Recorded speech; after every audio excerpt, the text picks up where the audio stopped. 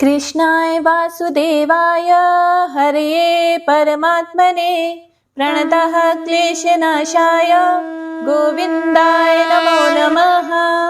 हरे कृष्ण। जय मांबे। माँ जगदम्बा की असीम कृपा और अनंत आशीर्वाद से आप सभी का यह पावन दिवस सुख, शांति और आनंद से परिपूर्ण हो। पिछले अध्याय को प्रेम, श्रद्धा और अटूट विश्वास के साथ श्रवण करने वाले सभी भक्तों को हृदय से कोटि कोटि धन्यवाद। माँ भगवती की करुणामयी कृपा आपके जीवन में निरंतर बनी रहे। हे प्रिय भक्तों, आज हम अत्यंत पवित्र भाव और भक्ति की मधुर भावना के साथ चैत्र मास की इस दिव्य कथा श्रृंखला में श्रीमद् देवी भागवत पुराण के महात्म्य प्रसंग के 10वें अध्याय का शुभारंभ करने जा रहे हैं। यह अध्याय हमें यह प्रेरणा देता है कि जब हम सच्चे मन से माँ का स्मरण करते हैं तो जीवन के भ्रम और भय स्वतः ही दूर होने लगते हैं। माँ केवल हमारी रक्षक ही नहीं, वह हमारी पथ प्रदर्शक भी है।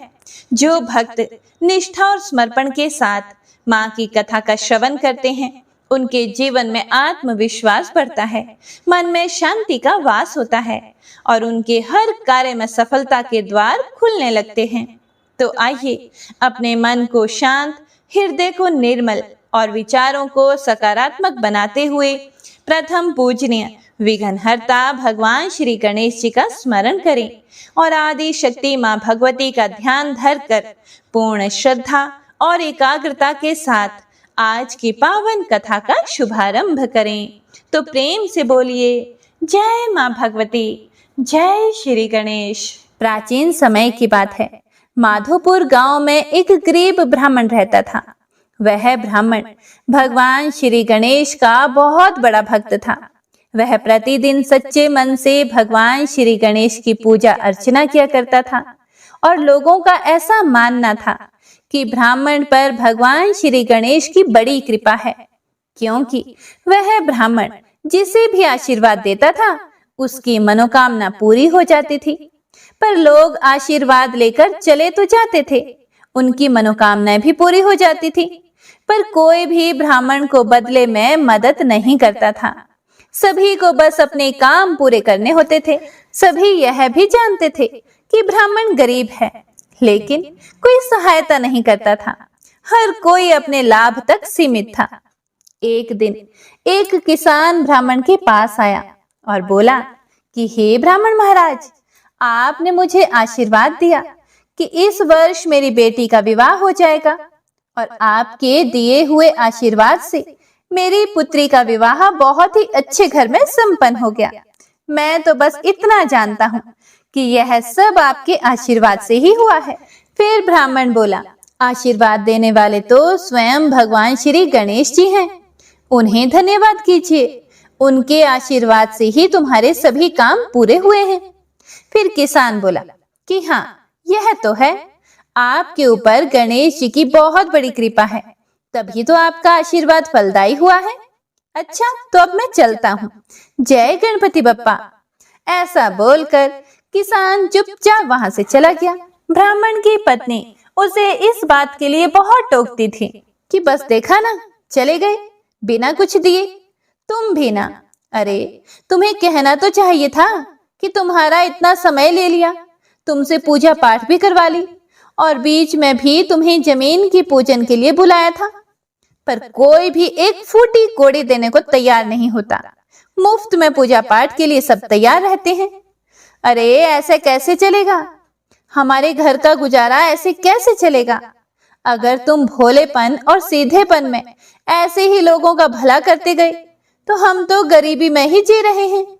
आपके गणपति जी आपकी मदद कब करेंगे? प्रतिदिन इतनी पूजा पाठ करते हो, गणेश जी को भी तो सोचना चाहिए कि उनका भक्त कितनी गरीबी में रहता है। पत्नी और आगे बोली कि देखो जी, तुम काम की तलाश में आज ही किसी बड़े नगर में चले जाओ, नहीं तो मैं अपने मायके चली जाऊंगी। ब्राह्मण चुपचाप पत्नी की बात सुनता रहा, पर उसके हृदय में कोई राग द्वेष नहीं था।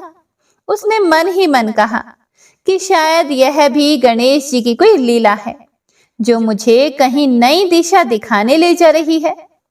ब्राह्मण अपनी पत्नी से बोला कि ठीक है भाग्यवान, तुम चिंता मत करो, मैं चला जाऊंगा। तुम मेरे लिए 2 रोटी बांध दो, मैं आज ही किसी नगर में काम की तलाश में जाता हूँ, वरना जब तक मैं घर पर रहूंगा तुम तो मुझे ताने ही देती रहोगी। पत्नी की बातें सुनकर ब्राह्मण थोड़ा दुखी तो हो गया और वह दूसरे नगर में काम की तलाश में निकल गया। चलते चलते वह ब्राह्मण एक नगर में पहुंचा। वहां पर कुछ दुकानों पर जाकर काम पूछा कि क्या यहाँ कोई काम मिलेगा, कहीं किसी मंदिर में या पूजा स्थल पर पूजा का कोई काम हो। दुकानदार बोला कि इस नगर में कोई भी पूजा पाठ नहीं करता, क्योंकि जो यहाँ के राजा हैं वे भगवान पर कोई विश्वास नहीं रखते। ऐसा सुनकर ब्राह्मण बोला कि क्या कहा, यहाँ मंदिरों में पूजा पाठ नहीं होता, पर क्यों? फिर दुकानदार बोला कि ऐसी बात नहीं है, पहले यहाँ पूजा पाठ होता था, पर राजा के घर संतान नहीं हुई तो वह इस बात का दोष भगवान को देने लगे। रानी ने कई बार पूजा पाठ और व्रत भी किया, लेकिन संतान न होने पर राजा को इन सब में विश्वास नहीं रहा। वह हमेशा कहते हैं कि ईश्वर और देवी देवता सिर्फ कहानियों में होते हैं।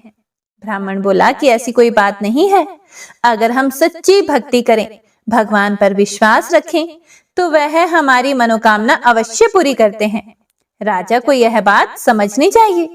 कभी कभी ईश्वर हमारी परीक्षा भी लेते हैं, लेकिन हमें भगवान से विश्वास नहीं हटाना चाहिए। बाकी जैसी उनकी इच्छा। चलो कोई बात नहीं, मैं किसी और नगर में जाकर काम ढूंढता हूँ। ऐसा बोलकर ब्राह्मण दूसरे नगर में जाने लगा। तभी उसने सोचा कि थोड़ी देर कुछ खाकर विश्राम कर लेता हूँ। ऐसा सोचकर ब्राह्मण एक पेड़ के नीचे बैठकर थोड़ी देर विश्राम करने लगा और उसे भूख भी लगी थी, इसीलिए वह रोटी खाने लगा।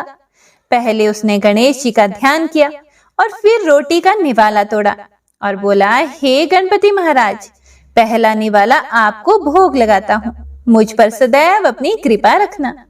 उसी समय वहां से राजा के सिपाही गुजर रहे थे और वे ब्राह्मण को भगवान का नाम लेते हुए सुन लेते हैं और फिर ब्राह्मण से बोले कि क्या तुम्हें पता नहीं है कि हमारे नगर में भगवान का नाम लेना मना है?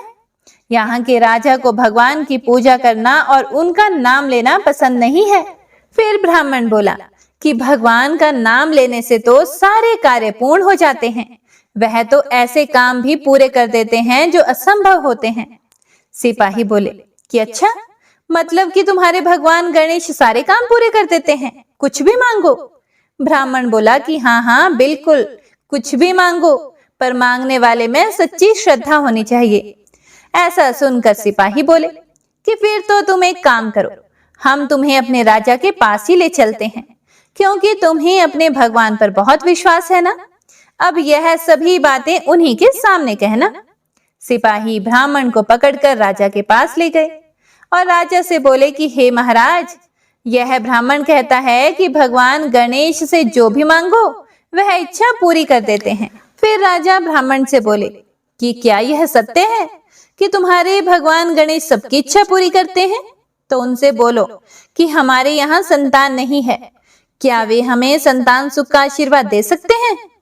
राजा की बात सुनकर ब्राह्मण बोला कि महाराज, यदि आप सच्चे मन से भगवान गणेश का नाम लेंगे और उनके प्रति श्रद्धा रखेंगे तो आपकी इच्छा पूरी हो सकती है। राजा बोला, मैं भगवान पर विश्वास नहीं करता, तुम मेरे लिए भगवान से मांगो, वह तुम्हारी प्रार्थना तो सुन लेते हैं ना।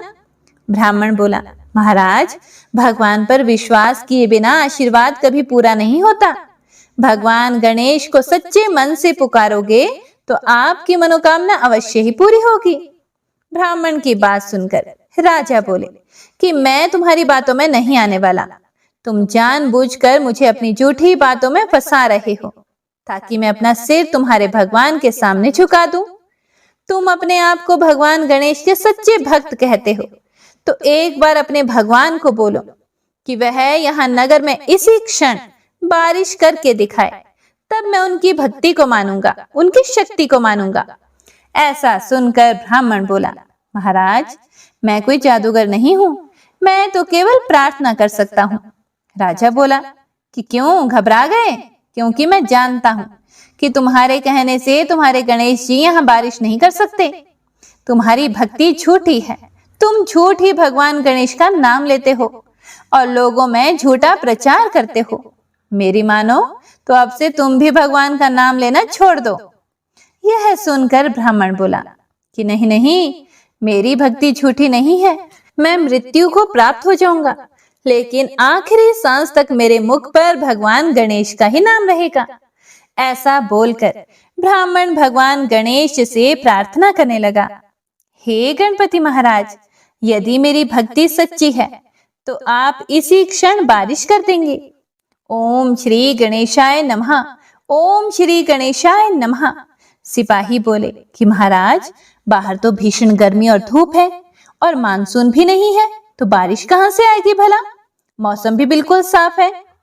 हे प्रिय भक्तों, ब्राह्मण आंखें बंद करके हाथ जोड़कर भगवान श्री गणेश की स्तुति करता है और अचानक आसमान में काले बादल छा जाते हैं। बिजली कड़कने लगती है, सब घबरा जाते हैं और कुछ ही देर बाद बहुत तेज मूसलाधार बारिश होने लगती है। सभी नगरवासी खुशी से झूम उठते हैं कि उनको इतनी गर्मी में बारिश के आने से राहत मिल गई। राजा भी भगवान गणेश की शक्ति को और ब्राह्मण की भक्ति को उस दिन पहचान जाता है और ब्राह्मण से बोलता है कि हे ब्राह्मण देवता, आप तो धन्य हैं। आप भगवान गणेश के सच्चे भक्त हैं। आपकी भक्ति भी सच्ची है। अब से मैं भगवान श्री गणेश की स्तुति करूंगा।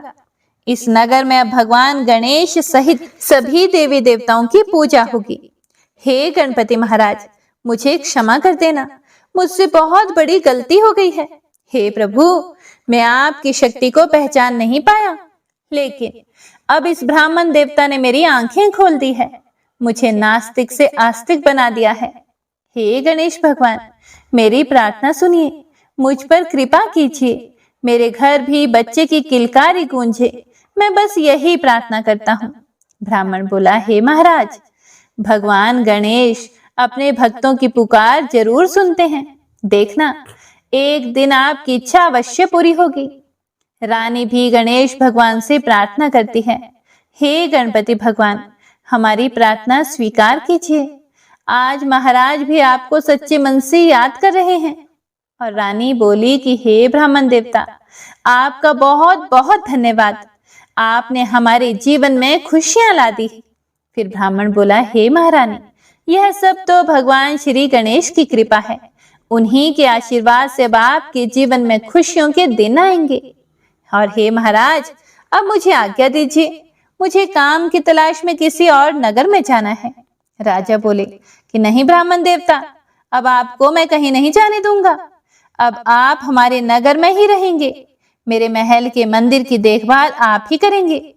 आप अपने परिवार को भी यहीं बुला लीजिए। अब मैं आपको कहीं नहीं जाने दूंगा। राजा की बातें सुनकर ब्राह्मण बहुत खुश हुआ और मन ही मन भगवान गणेश को धन्यवाद दिया। हे प्रिय भक्तों, ब्राह्मण की गणेश भक्ति जीत गई।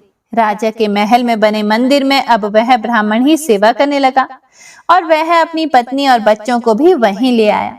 और भगवान श्री गणेश के आशीर्वाद से उसके जीवन में भी खुशियां आ गई। और कुछ समय के बाद रानी भी मां बन गई। राजा की खुशी का ठिकाना नहीं था। उस दिन से नगर में भगवान श्री गणेश के साथ साथ अन्य सभी देवी देवताओं की भी पूजा होने लगी। हे विघ्नहर्ता श्री गणेश महाराज, जैसे आपने उस ब्राह्मण की लाज रखी, वैसे ही हम सब भक्तों की भी रक्षा करना। जो इस कथा को श्रवण करता है, उसके जीवन से विघ्न मिट जाते हैं और गणेश कृपा सदा बनी रहती है। जय श्री गणेश। ओम नमः शिवाय। तो आइए आज की महात्म्य कथा का शुभारंभ करते हैं। जय श्री गणेश। श्री व्यास जी कहते हैं, देवराज इंद्र ने ब्रह्मा जी की बात को सुनकर उन्हें अपना अग्रणी बनाया और लोकपालों को साथ लेकर कैलाश के लिए चल पड़े। वहां पहुंचकर वैदिक मंत्रों द्वारा वे भगवान महेश्वर की स्तुति करने लगे। शंकर जी के प्रसन्न हो जाने पर उन्हें अपना अग्रगामी बनाकर सबने विष्णु लोक के लिए प्रस्थान किया।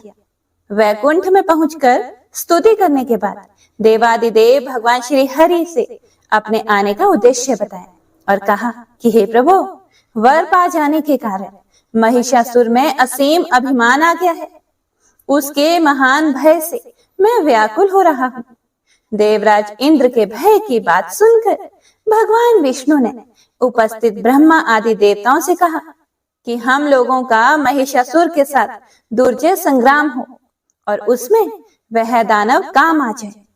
व्यास जी कहते हैं, ऐसा कार्यक्रम निश्चित करके ब्रह्मा, विष्णु और शंकर प्रभृति सभी प्रधान देवता अपने अपने वाहनों पर सवार होकर युद्ध के लिए चल पड़े। ब्रह्मा जी हंस पर बैठे, भगवान विष्णु के वाहन गरुड़ हुए, शंकर जी वृषभ पर अर्थात बैल पर सवार हुए, इंद्र ने ऐरावत हाथी की पीठ पर आसन जमाया, स्वामी कार्तिकेय जी मोर पर चढ़े और यमराज ने भैंसे की सवारी की। अपने सैनिक बल को संभालकर जैसे ही ये सभी देवता आगे बढ़े कि तुरंत महिषासुर के द्वारा सुरक्षित मदोन्मत्त दानवी सेना सामने मिल गई। फिर तो वहीं देवताओं और दानवों की सेना में भयंकर युद्ध आरंभ हो गया। तरह तरह के भयंकर अस्त्र शस्त्र लेकर वे परस्पर एक दूसरे को मारने और काटने लगे। महिषासुर की सेनाध्यक्ष महाबली चिक्षुर ने हाथी पर बैठकर 5 बाणों से इंद्र को मारा। फिर तो देवराज इंद्र भी तुरंत उसके प्रतिकार में लग गए। उन्होंने अपने बाणों से चिक्षुर के बाण काट डाले। साथ ही अर्धचंद्र संज्ञक बाण से उसकी छाती में चोट पहुंचाई।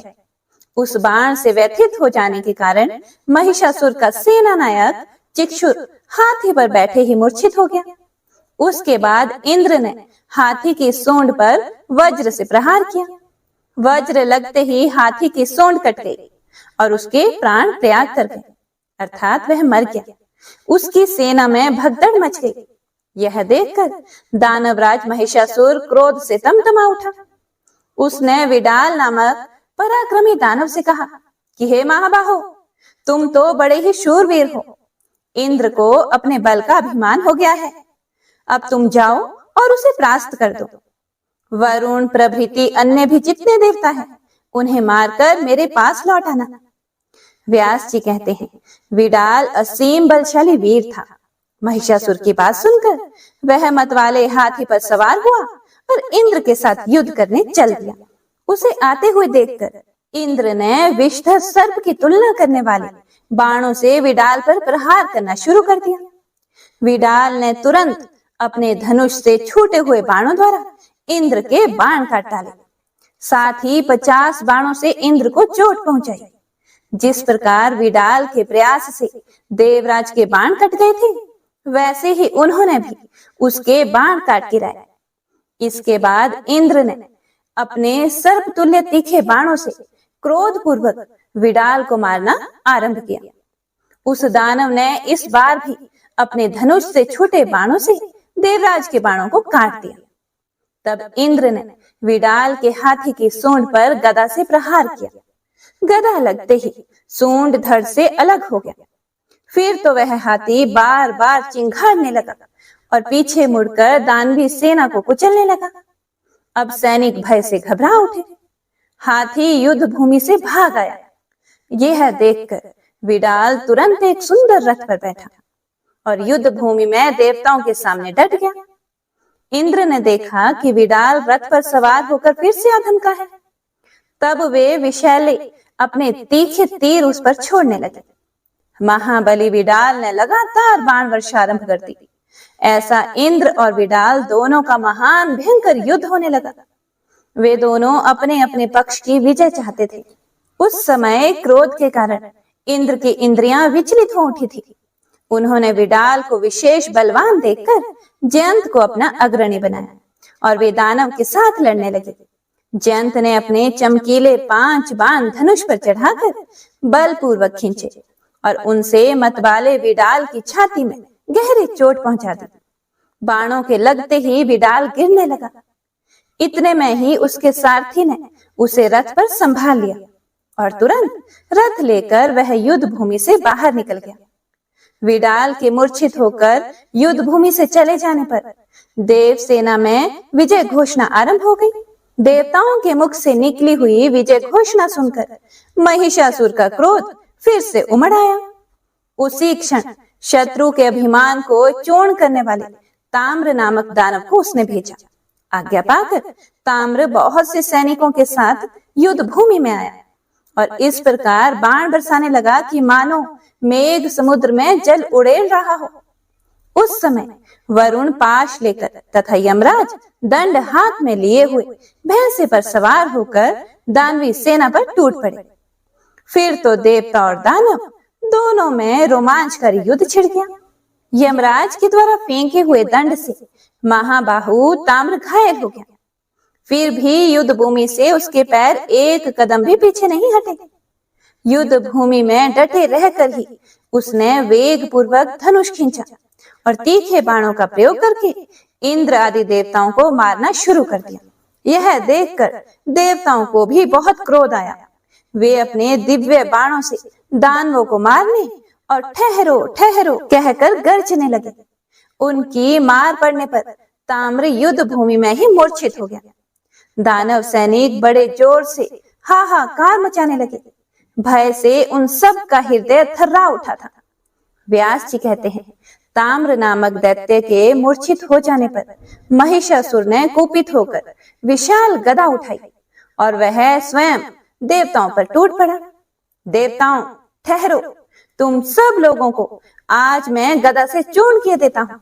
महिषासुर बोला कि तुम तो सदा से ही निर्बल हो, जहां कहीं भी इच्छा अनुसार बलि खा लेना तुम्हारा स्वाभाविक काम है। ऐसा कहकर अभिमान से चूर रहने वाला महिषासुर इंद्र के पास पहुंच गया। इंद्र ऐरावत हाथी पर बैठे थे। महाबाहु महिषासुर ने उनके कंधे पर गदा से चोट पहुंचाई। इंद्र भी सावधान थे। उन्होंने अपने भयंकर वज्र से दानव की गदा तुरंत काट डाली। फिर महिषासुर को मारने के लिए बड़ी शीघ्रता से वे आगे बढ़े। महिषासुर भी साधारण क्रोधी नहीं था। उसने चमचमाती हुई तलवार हाथ में ले ली। महान पराक्रमी इंद्र सामने पहुंच चुके थे। आगे बढ़कर उस दैत्य ने उन पर तलवार चलाना आरंभ कर दिया। फिर तो दोनों में संपूर्ण प्राणियों को भयभीत करने वाला रोमांचकारी युद्ध शुरू हो गया। तरह तरह के आयुधों का प्रयोग करके वे लड़ रहे थे। उस समय शंबरासुर ने एक ऐसी माया का आविष्कार किया था जिसमें संपूर्ण जगत को नष्ट कर देने की शक्ति थी तथा मुनि भी जिसके चक्कर में पड़ जाते थे।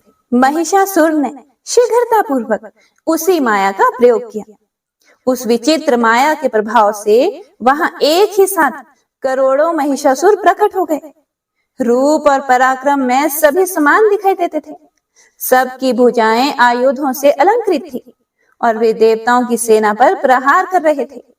ऐसी स्थिति में दैत्य द्वारा रची गई उस मोहकारी माया की भीषण रचना देखकर इंद्र के मन में भय के कारण अत्यंत घबराहट उत्पन्न हो गई। वरुण, कुबेर, यमराज, अग्नि, सूर्य और चंद्रमा, इन सब के मन में भी महान त्रास छा गया। अपनी विचार शक्ति खोकर ये सभी देवता भाग चले गए। तब उन्होंने दूर जाकर ब्रह्मा, विष्णु एवं शंकर का चिंतन किया। स्मरण करते ही वे देवताओं के पास आ गए। हंस, गरुड़ और बलिवर्द पर भी बैठे हुए थे। देवताओं की रक्षा करने के लिए उन्होंने हाथ में श्रेष्ठ आयुध ले रखे थे। मोह उत्पन्न करने वाली उस आसुरी माया को देखकर भगवान विष्णु ने अपना प्रज्वलित सुदर्शन चक्र चलाया। उस चक्र के प्रचंड तेज से माया की सारी रचना समाप्त हो गई। उस समय सृष्टि, स्थिति एवं संहार के अधिष्ठाता प्रधान देवता वहां उपस्थित थे। महिषासुर ने उन्हें देखकर युद्ध की अभिलाषा से परिध उठा लिया और शीघ्रता पूर्वक आगे बढ़ गए। महान बलशाली महिषासुर, उसका सेनाध्यक्ष चिक्षुर, उकाग्रत्य, उग्रवीर्य, असिलोमा, त्रिनेत्र, वाष्कल और अंधक, ये दानव तथा इनके अतिरिक्त भी बहुत से दैत्य युद्ध करने के विचार से निकल पड़े। सभी कवच पहने हुए थे। भुजाएं धनुष से सुशोभित थीं। वे मतवाले होकर रथ पर बैठे हुए थे। उन्होंने संपूर्ण देवताओं को इस प्रकार से घेर लिया कि मानो सियार सुकोमल बछड़ों को घेर कर खड़े हों। इसके बाद वे समस्त दानव मदान्ध होकर देवताओं पर बाण बरसाने लगे। देवताओं द्वारा भी उसी प्रकार की बाण वर्षा आरंभ हो गई। एक दूसरे को मारने के लिए सब पर्याप्त प्रयत्न कर रहे थे। उसके बाद भगवान विष्णु के तथा शंकर के साथ महिषासुर तथा उसके पक्ष के दानवों का भयंकर युद्ध शुरू हो गया। और कुछ समय के बाद सर्वज्ञ भगवान विष्णु, शंकर तथा ब्रह्मा अपने अपने लोगों को लौट गए। महाबली इंद्र हाथ में वज्र लेकर युद्ध के मैदान में डटे रहे। वरुण हाथ में शक्ति लेकर युद्ध में देवराज का साथ दे रहे थे। यमराज भी दंड लेकर युद्ध करने में लगे हुए थे। फिर कुबेर स्वच्छंदता पूर्वक युद्ध के लिए प्रयत्नशील बन गए। अग्निदेव ने शक्ति लेकर युद्ध में सहयोग देना आरंभ कर दिया। युद्ध करने के लिए उनके मन में निश्चित विचार हो गया था। नक्षत्रों के नायक चंद्रमा और भगवान सूर्य एक साथ पधारे। दोनों एक साथ होकर युद्ध करने के लिए खड़े हो गए। दैत्यवर महिषासुर को देखकर लड़ने के लिए वे मन में पक्की धारणा कर चुके थे। इतने में दानवी सेना सामने पहुंच गई। प्रत्येक सैनिक क्रोध में भरकर बाण बरसाने में तत्पर थे। वे बाण ऐसे जान पड़ते थे कि मानो क्रूर सर्प हो। सेना के बीच वह दानवराज भैंसे के रूप में उपस्थित था। दोनों दल के सैनिकों द्वारा भीषण गर्जना आरंभ हो गई और देवताओं तथा दानवों की सेना में अत्यंत भयंकर संग्राम मच गया। उस समय उनके धनुष टंकारने और ताल ठोकने से ऐसी आवाज निकल रही थी कि मानो मेघ गरज रहे हों। महाबली महिषासुर अभिमान में चूर था। उसने सींगों से पर्वत के शिखरों को फेंकना आरंभ कर दिया। उसके फेंके हुए पत्थरों से देवता घायल हो उठे। वह दैत्य बड़ा ही अद्भुत प्राणी था। उसके सर्वांग में क्रोध छाया था।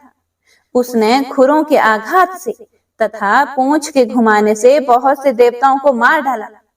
तब लड़ने के लिए जितने देवता और गंधर्व एकत्रित हुए थे, वे सभी अत्यंत डर गए। महिषासुर के इस पराक्रम को देखकर इंद्र के पैर भी पीछे पड़ने लगे। वे युद्ध भूमि से निकलकर भाग चले गए। शचीपति इंद्र के भाग जाने पर वरुण, कुबेर और यमराज सभी भय से घबराकर विचलित हो गए। सम्यक प्रकार से विजय मानकर महिषासुर अपने महल के लिए प्रस्थित हो गया। महिषासुर ने इंद्र के ऐरावत हाथी तथा कामधेनु गौ और उच्च श्रवक घोड़े को अपने अधिकार में कर लिया। फिर उसके मन में आया कि सेना को साथ लेकर मैं इसी क्षण स्वर्ग पर चढ़ाई कर दूं। उस समय देवता लोग भय से कातर होकर इधर उधर छिपे थे। देव सदन खाली पड़ा हुआ था। महिषासुर ने तुरंत वहां पहुंचकर अपना पूरा अधिकार जमा लिया। उसने स्वयं देवराज के दिव्य आसन पर बैठने की व्यवस्था कर ली। देवराज के स्थानों पर दानवों के बैठने का प्रबंध कर दिया। इस प्रकार पूरे 100 वर्षों तक अत्यंत भयंकर युद्ध करने के पश्चात महाअभिमानी महिषासुर इंद्र का पद प्राप्त करने में सफल हो गया। उसके इस भीषण प्रयत्न से संपूर्ण देवता स्वर्ग छोड़कर पर्वत की गुफाओं में वर्षों तक भटकते रहे। इस भयानक स्थिति में उन्हें महान क्लेश भोगने पड़े, महान दुख भोगने पड़े। हे राजन, निरंतर दुख सहने से जब देवताओं का साहस टूट गया, तब वे सब मिलकर फिर से एक बार ब्रह्मा जी की शरण में गए, क्योंकि प्रजा का सारा भार चतुर्मुख ब्रह्मा जी पर ही रहता है। उनका रूप राजसिक है। उस समय कमल के आसन पर विराजमान होकर वे वेद का निर्माण कर रहे थे। उन्हीं के विग्रह से प्रकट हुए मरीचि आदि प्रमुख मुनिगण, जो संपूर्ण वेदों के पारगामी एवं शांत स्वभाव हैं, सेवा में प्रस्तुत थे। सिद्ध, चारण, गंधर्व, किन्नर, पन्नग और उरग सब के सब उन देवादिदेव जगत गुरु की स्तुति में संलग्न थे। देवता बोले, संपूर्ण दुख दूर करने वाले पदम योगी ब्रह्मा जी, इस समय सभी देवता संग्राम में दानवराज महिषासुर से परास्त होकर पर्वत की गुफाओं में कालक्षेप कर रहे हैं। स्थानच्युत हो जाने के कारण उन्हें महान कष्ट भोगना पड़ रहा है। हमारी ऐसी दयनीय दशा देखकर भी आप दया नहीं करते? यह कैसी विचित्र बात है। सैकड़ों अपराध करने पर भी शरण में आए हुए पुत्रों को क्या निर्लोभी पिता त्याग कर उनका अधोगति में पड़े रहना स्वीकार कर सकता है? कदापि नहीं। आज दैत्यों के सताए जाने पर हम समस्त देवता दीनता पूर्वक आपकी शरण में आए हैं और अब भी आपकी उपेक्षा दृष्टि हो रही है। इस समय महिषासुर स्वर्ग और भूमंडल का राज्य भोग रहा है। ब्राह्मणों द्वारा यज्ञों में सर्वोत्तम भाग उसी को मिलता है। देव वृक्षों में श्रेष्ठ पारिजात के पुष्प उसे सेवन के लिए सुलभ है। यहाँ तक कि वह नीच समुद्र की अटूट निधि कामधेनु गौ से भी स्वयं लाभ उठा रहा है। हे देवेश, हम कहाँ तक वर्णन करें। हे ब्रह्मा जी, आप तो सर्व ज्ञान संपन्न हैं। महिषासुर का सारा वृतांत आपको विदित है। इसीलिए हे प्रभु, हम सभी आपके चरणों में मस्तक झुकाए हैं। हे विभो, महिषासुर अवश्य ही महान नीच है। उसके द्वारा निरंतर घृणित चेष्टाएं होती रहती हैं। तरह तरह के निंदित कर्मों में वह निरत है। जहां कहीं भी देवता जाते हैं, वहीं वह उन्हें कष्ट पहुंचाना शुरू कर देता है। हे देवेश, हम सब देवताओं के तो आप ही रक्षक हैं। हमें कल्याण के भागी बनाने की कृपा करें। आप संपूर्ण देवताओं में श्रेष्ठ हैं। सबकी सृष्टि आप पर निर्भर है। आप आदि पुरुष एवं मंगलमय हैं। आप में अनंत तेज निहित है। सबको शांति प्रदान करना आपका स्वभाव ही है। हम सभी देवता प्रज्वलित दावानल जैसे संताप से संतप्त हैं। यदि आप हमारे शरण्य नहीं बनते तो भला आप जैसे सर्व समर्थ प्रभु को छोड़कर हम दूसरे किसकी शरण में जाएं? व्यास जी कहते हैं, इस प्रकार स्तुति करके संपूर्ण देवता हाथ जोड़कर प्रजापति ब्रह्मा जी को प्रणाम करने लगे। उनके मुख पर अत्यंत उदासी छाई हुई थी। उस समय उन्हें अपार पीड़ा का अनुभव हो रहा था। उन्हें दुखी देखकर लोक पितामह ब्रह्मा जी मधुर वाणी में मानो देवताओं को सुख पहुंचाते हुए कहने लगे। श्री ब्रह्मा जी ने जो कुछ भी कहा उसका वर्णन आप अगले अध्याय में सुनेंगे। ओम दुम दुर्गाय नमः। ओम नमः शिवाय। हे प्रिय भक्तों, तो आइए अब सुनते हैं श्री दुर्गा चालीसा। नमो नमो दुर्गे सुख करनी, नमो नमो अम्बे दुख हरनी। निरंकार है ज्योति तुम्हारी, तिहु लोक फैली उजियारी। शशि ललाट मुख महाविशाला, नेत्र लाल भ्रिकुटी विकराला। रूप मातु को अधिक सुहावे, दर्श करत जन अति सुख पावे। तुम संसार शक्ति लय कीना, पालन हेतु अन्न धन देना। अन्नपूर्णा हुई जगपाला, तुम ही आदि सुंदरी बाला। प्रलय काल सब नाशन हारे, तुम गौरी शिव शंकर प्यारे। शिव योगी तुम्हारे गुण गावे, ब्रह्मा विष्णु तुम्हें नित ध्यावे। रूप सरस्वती को तुम धारा, दे सुबुद्धि ऋषि मुनि उबारा। धर्यो रूप नरसिंह को अम्बा, प्रगट भई फाड़ कर खंबा। रक्षा करी प्रहलाद बचायो, हिरण्याक्ष को स्वर्ग पठायो। लक्ष्मी रूप धरो जग माही, श्री नारायण अंग समाही। शेर सिंधु में करत विलासा, दया सिंधु दीजे मन आसा। हिंगलाज में तुम्ही भवानी, महिमा अमित ना जात बखानी। मातंगी अरुधुमवती माता, भुवनेश्वरी बगला सुखदाता। श्री भैरव तारा जगतारिणी, छिन्न भाल भव दुख निवारिणी। केहरे वाहन सोह भवानी, लांगुर वीर चलत अगवानी। कर में खप्पर खड़ग विराजे, जाको देख काल डर भाजे। सोहे अस्त्र और त्रिशूला, जाते उठत शत्रु ही शूला। नगर कोट में तुम्ही विराजत, तिहु लोक में डंका बाजत। शुंभ निशुंभ दानव तुम मारे, रक्त बीज शंखन संहारे। महिषासुर नृपति अभिमानी, जेहि अघभार मही अकुलानी। रूप कराल कालिका धारा, सेन सहित तुम तिहि सहारा। परिगाड़ संतन पर जब जब, भय सहाय मातो तुम तब तब। अमरपुरी अरु बासवलोका, तब महिमा सब कहे अशोका। ज्वाला में है ज्योति तुम्हारी, तुम्हें सदा पूजे नर नारी।